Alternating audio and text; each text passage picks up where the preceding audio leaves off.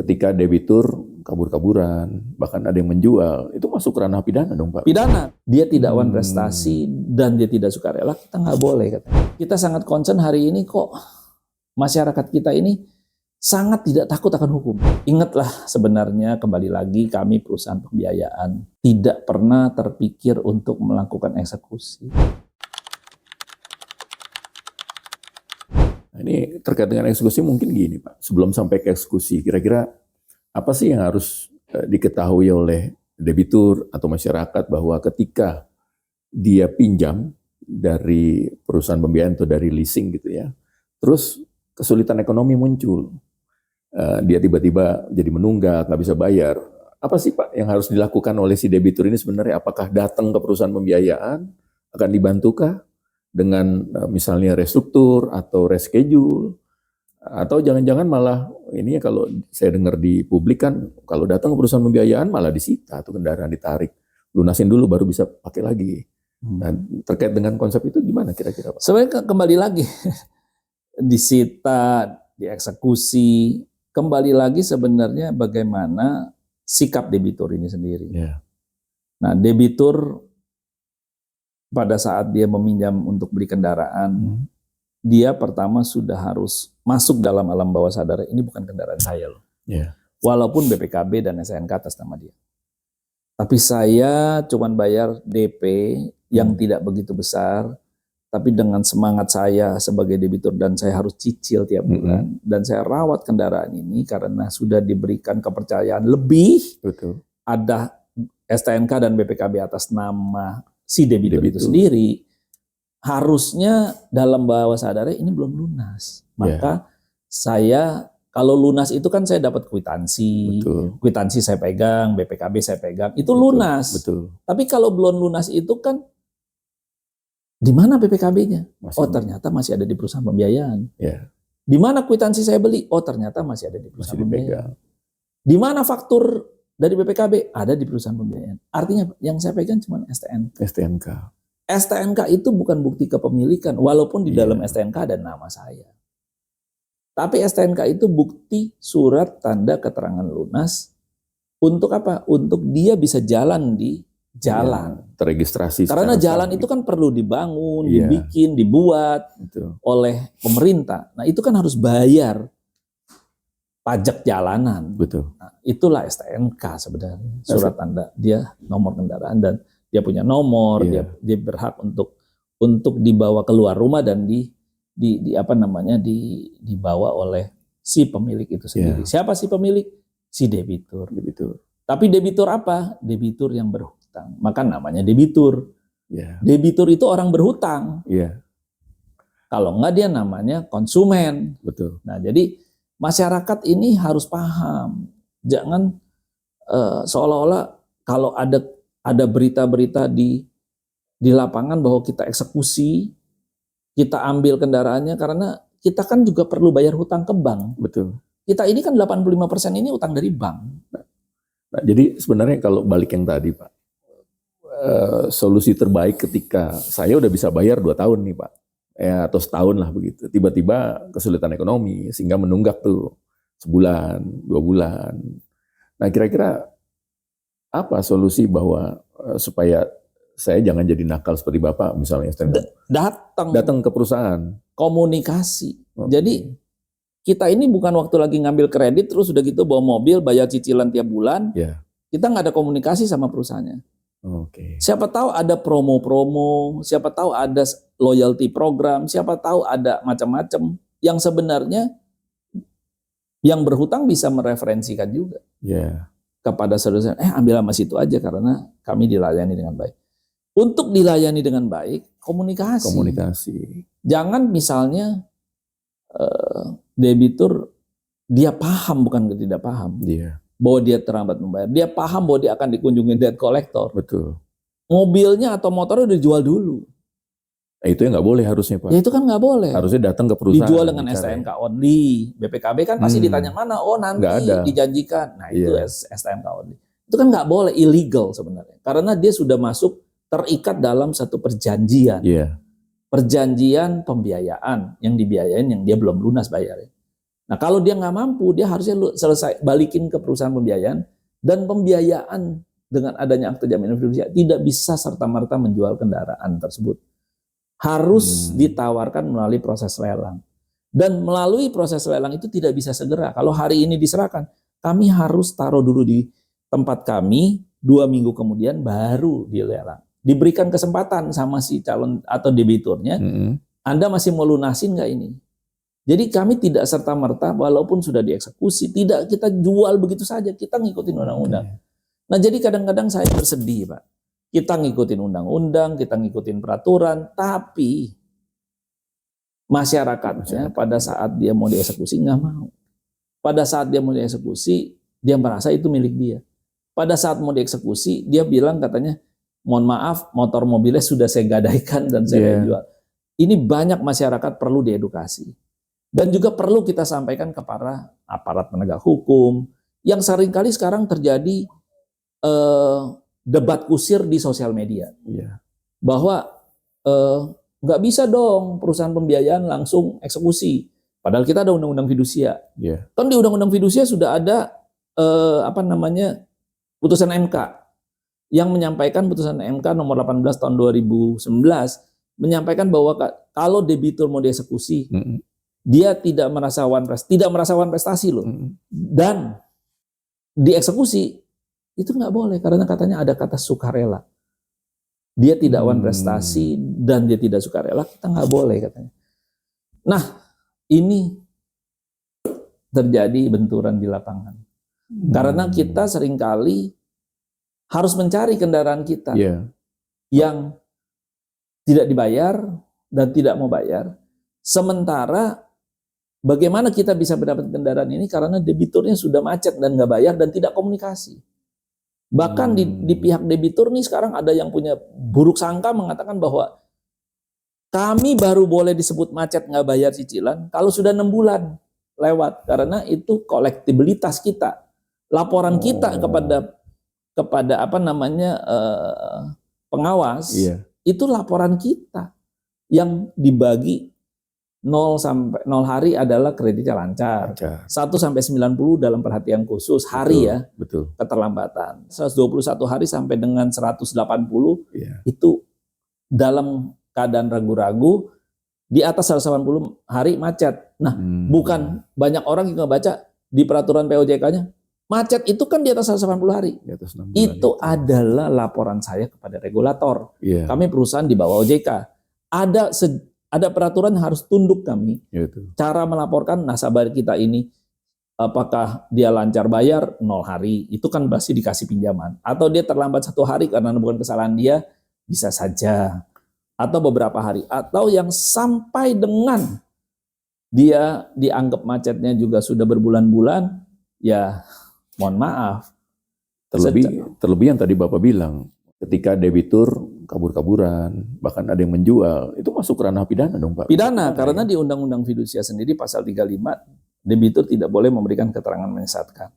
Tidak boleh pura-pura jadi debitur. Debitur itu tidak boleh adalah debitur yang dibeli KTP-nya, karena banyak zaman sekarang. Ya, orang-orang kaya beli KTP, beli ini, beli itu, dan ujung-ujungnya yang dirugikan kita. Bahwa yang pakai kendaraannya bukannya si orang tersebut yang tanda tangan sama kita, dia langsung lempar lagi kepada orang yang pakai. Entah apakah itu saudara ataupun tidak saudara. Nah, cara-cara ini menurut saya tidak terpuji. Digadaikan, dijual dan dijual, digadaikan dan dipindah tangankan itu melanggar pasal 36. Ujung-ujungnya penjara juga. Nah, tapi apa yang terjadi hari ini? Kita lihat semua di sosial media, begitu besar komunitas jual beli kendaraan STNK ori. Seluruh Indonesia loh. Ujung punya cerita, ini kan sangat beresiko untuk yang megang BPKB-nya. Betul. Kita direksi orangnya berapa, karyawan orangnya berapa, nggak mungkin 1:1. Betul. Ya, nah ini yang kita sangat concern hari ini, kok masyarakat kita ini sangat tidak takut akan hukum. Dia nggak pegang BPKB-nya, dia cuma pegang STNK, dia jual, dia berani beli, berani jual. Dan ada yang willing seller, willing buyer. Banyak, yang beli juga banyak. Gue nggak perlu BPKB, gue selama ini Yang penting di jalan bisa. Ada kendaraan, ada STNK, kalau diberhentiin kan nggak ditanya BPKB-nya mana ya. Iya benar. Nah ini jadi rancu dan ini yang harus kita perbaikin secara struktural. Nah, kira-kira dari asosiasi, terlebih Bapak sebagai ketua umum gitu ya, usaha apa Pak yang sudah dilakukan untuk memperbaiki hal-hal semacam ini supaya makin berkurang kejadian-kejadian ini? Proses-proses terkait dengan debitur kalau bermasalah dan dia harus mengapain dan segalanya, itu kita laksanakan, kita kerjakan bersama waktu itu dengan Pak Antonius Agus Ramanto, mantan Kasubdit Ranmor, di 2017 datang ke APPI, Pak ini ada masalah nih, divisi saya namanya Curanmor, pencurian kendaraan bermotor, tapi jarang ada yang dicuri lagi nih Pak. Nah tapi banyak yang datang ke kita mengaku resah, resah dieksekusi oleh debt collector. Saya tanya sama Pak Anggun, dia resahnya kenapa? Ada dua macam. Resahnya satu memang si debitur itu sendiri resah, atau resahnya karena dia bukan debitur. Oh, yang beli. Tapi dia merasa dia beli dengan STNK only STNK only. Nah, yang merasa seperti ini banyak Pak. Datang ke kantor kami ngelaporin perusahaan pembiayaan, tapi begitu kami tanya, Anda debiturnya? Bukan. Ya, nah masyarakat kita menganggap kalau saya udah beli itu udah punya saya. Kan saya belinya dengan ada STNK-nya, ada mobilnya, ada apanya. Padahal tanpa BPKB. Padahal tanpa BPKB. Nah, ini kan miris Pak hari ini. Iya. Jadi entah jualan mobilnya kecepatan, tapi edukasi tentang kepemilikan itu direpresentasikan pada apa, nggak dijelaskan. Tapi saya rasa nggak seperti itulah ya. Saya rasa masyarakat tahu bahwa menjual barang dengan tidak dilengkapi surat-surat yang lengkap seperti BPKB, hanya STNK only dan mobil, itu kan jelas pidananya. Betul. Tapi kembali lagi, masyarakat kita ini perlu nggak simpel. Perlu diliterasi lebih baik lagi ya, lebih sering. Literasi yang kita lakukan selalu ada. Tapi ya kembali lagi, dalam setiap kali literasi berapa orang sih yang hadir? Nah, atau mungkin gini Pak, itu kan dari sisi masyarakat, literasi yang which is effortnya lebih besar tuh. Saya balik ke tadi pembicaraan di awal yang Bapak sampaikan, ada yang namanya contractual lease, ada yang namanya consumer finance. Apakah asosiasi pernah mencoba, katakanlah kalau dari eksternal nggak bisa kita kendalikan, kenapa nggak dari internal, dari si perusahaan pembiayaan atau dari leasingnya sendiri? Untuk kontraknya kita pakai sewa pakai tadi dengan leasing. Jadi bukan consumer finance yang langsung. Tadi Bapak bilang bisa sewa, pakai dulu. Berarti bukan milik dia tuh, masih atas nama lesor. Gini, dulu awalnya kan pakai kontrak leasing. Tuh. Terus berjalan dengan waktu, Pak BPKB-nya, SNK-nya tadi saya jelaskan atas nama si debitur. Betul. Karena kita terlalu baik Pak. Iya. Terlalu baiknya kenapa?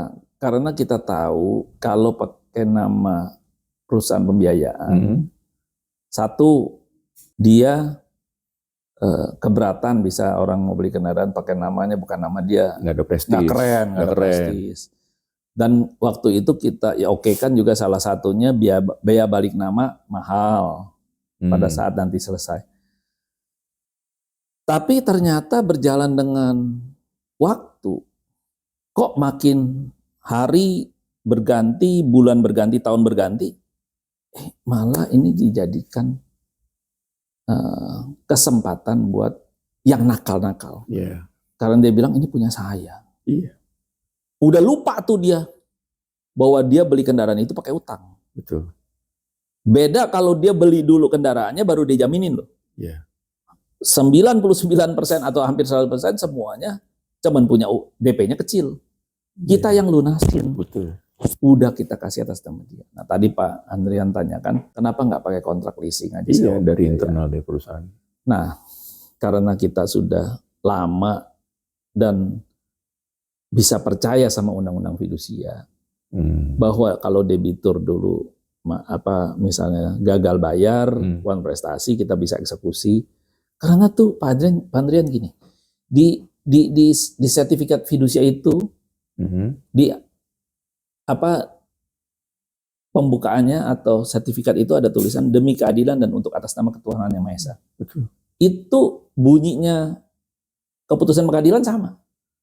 Demikian juga yang ada di hak tanggungan, yang kalau jaminannya aset tetap rumah, tanah, bangunan, itu juga sekarang sertifikat hak tanggungan demi keadilan dan untuk atas nama ketuhanan. Yang artinya kalau orang misalnya jaminin tanah bangunan di perbankan, mau dieksekusi, udah langsung ke pengadilan lelang. Nah, kenapa dia langsung ke pengadilan lelang? Untuk minta eksekusi. Tanah bangunan nggak bergerak, Pak. Ada di situ terus. Nggak bisa dipindahin kan, Pak? Betul. Nah, kalau kendaraan yang bergerak, sifatnya movable item ini bergerak kemana-mana, maka kita bukan eksekusi lelangnya dulu, barangnya dulu dieksekusi. Nanti masuknya juga ke balai lelang. Kita punya aturan, tidak bisa barang yang kita eksekusi itu langsung kita jual. Tidak boleh dibawa tangan. Boleh dibawa tangan kalau debitur setuju. Kalau tidak, kita melalui mekanisme perundang-undangan, undang-undang fidusia mengatakan kita harus endapkan 2 minggu tuh kendaraan. Nah, setelah 2 minggu baru kita lelang. Nah, di lelang itu sendiri, kalau hasil lelangnya untuk melunasin utang yang dia pinjam dulu di awal. Nah, manakala dia ada kekurangan, kita masih tetap bisa ngejar loh. Kalau ada kelebihan harus kita kembalikan. Jadi aturannya udah benar. Tapi yang diatur dibuat pemahaman sendiri.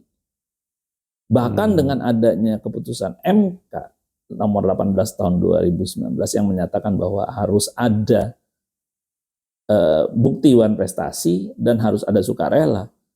Jadi tambah liar, tambah mabok kita. Kenapa? Eksekusi upaya paksa. Dengan adanya frasa pasal 15 ayat 2 yang eksekutorial itu diartikan dan sepanjang dimaknai bahwa dia ada wan prestasi dan sukarela. Jadi banyak orang selalu berprasangka bahwa udah pasti orang nggak sukarela. Ya benar. Betul. Kita dalam melakukan eksekusi itu ada yang pakai gelar perkara dulu nih. Ini debitur ada, unit ada nggak ya sama dia? Ada debitur ada, unit tidak ada sama dia di pihak ketiga. Udah dijual, digadaikan, dipindah tangan. Ini udah pidana. Debitur tidak ada, unit ada sama pihak ketiga. Yang terakhir debitur tidak ada, unit tidak ada. Nah, debitur yang sabu-sabu lah, 1 buta 1 buram kan. Mau dicari di mana juga debitur susah. udah nggak ketemu, barangnya juga nggak ketemu. Nah, apakah kita akan membiarkan itu barang sebagai kredit macet yang tidak tertagih dan tidak tertagih sama sekali? Enggak begitu. Kita akan terus cari karena itu adalah jaminan untuk membayar hutang. Ada perjanjian hutangnya. Nah, jadi perjanjian hutang itu harus dihormatin dong oleh kedua belah pihak. Kita pun juga menghormatinya dengan cara sesuai dengan apa yang diperjanjikan. Manakala dia terlambat bayar, kita akan kirim somasi. Somasi pertama nggak dijawab, somasi kedua nggak dijawab, somasi ketiga. Jadi sebelum somasi kedua dan ketiga keluar, ada somasi datang dong. Ini nggak datang. Jadi pada saat itu semuanya sudah terbukti bahwa dia tidak membayar. Somasi itu saya sudah bukti dia tidak membayar. Betul. Nah, dikatakan harus ke pengadilan. Yang ke pengadilan siapa? Yang tidak nyaman siapa? Pada saat kita mau eksekusi kan debiturnya. Ya debitur bawa aja kami ke pengadilan. Benar nggak kami bertindak zolim? Bertindak keras? Bahwa kendaraan yang misalnya sedang dia bawa tiba-tiba mau dieksekusi. Kalau dia memang melakukan bayar, bisa saja. Sebenarnya dia sudah bayar, tapi ditilep sama oknum perusahaan pembiayaan, petugas kolektor ya. Dia kan pasti punya bukti, tinggal ditunjukkan kalau bukti gue udah bayar. Nggak mungkin kita eksekusi juga kalau bukti. Bahkan kalau itu oknum perusahaan pembiayaan, kita akan pecat. Semua pelaku usaha pasti akan melakukan itu. Karena kita pengennya komunikasi terjadi. Betul. Tapi seringkali debiturnya ada, unit tidak ada, debitur tidak ada, unit ada. Itu sebenarnya debitur udah tidak peduli. Karena udah dia gadaikan, dia pindah tangankan, dan dia jual dengan harga miring. Rata-rata pengalaman yang kita hadapi seperti itu. Debitur yang penting pegang cash langsung hilang dia. Oke, berarti mudah-mudahan ya ke depan edukasi ini bisa sampai sepenuhnya di masyarakat ya Pak ya, supaya jadi gini loh, banyak sekarang orang berkomentar di sosial media, baik ada oknum penegak hukum atau baik siapapun juga di sini, siapapun yang merasa bahwa udah keluar putusan MK ini harus semua ke pengadilan. Bahkan menurut saya, apa ia harus semua ke pengadilan? Ya. Apakah kita yang harus bawa ke pengadilan membuktikan? Loh, kita kan sudah buktinya nyata nggak dibayar, ngapain kok perlu pembuktian? Ya kalau yang sebenarnya adalah debitur lah.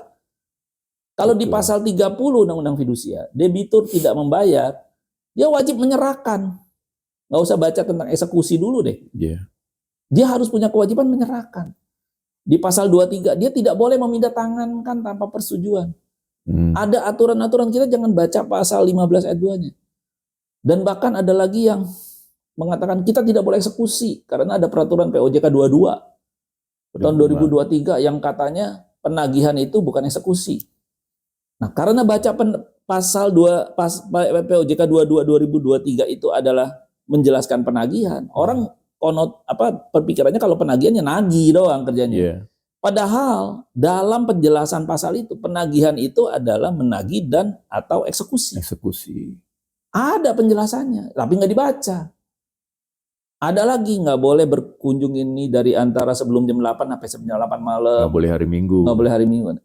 Itu bisa dikecualikan kalau kita membuat surat persetujuan dari debitur dikecualikan.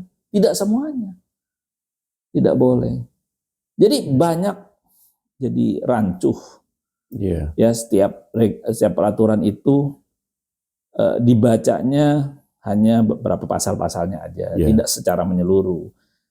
Ingatlah, sebenarnya kembali lagi kami perusahaan pembiayaan tidak pernah terpikir untuk melakukan eksekusi atas jaminan yang kami punya.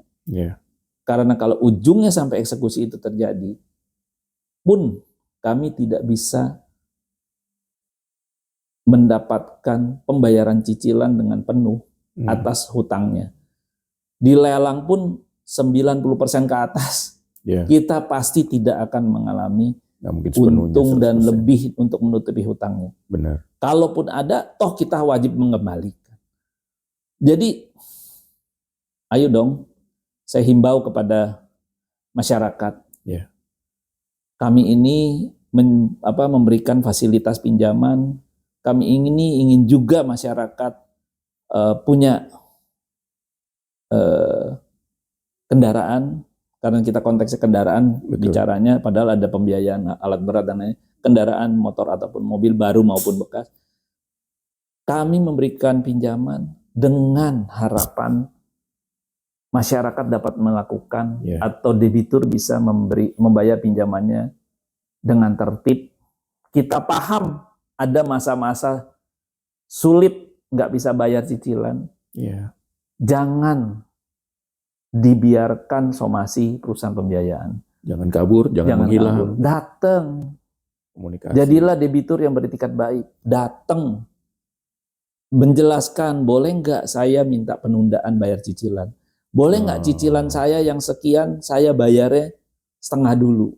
Boleh nggak di restru? Boleh nggak di reschedule? Itu semua bisa dikomunikasikan. Itu semua bisa. Dan pada saat COVID, kita nggak ada ribut-ribut eksekusi. Karena pun siapapun nggak berani datang kepada orang yang nggak bayar.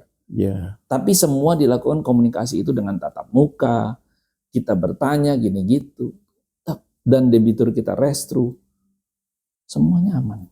Tapi sedihnya ini ya, saat ini perusahaan pembiayaan akhirnya jadi sangat berhati-hatinya.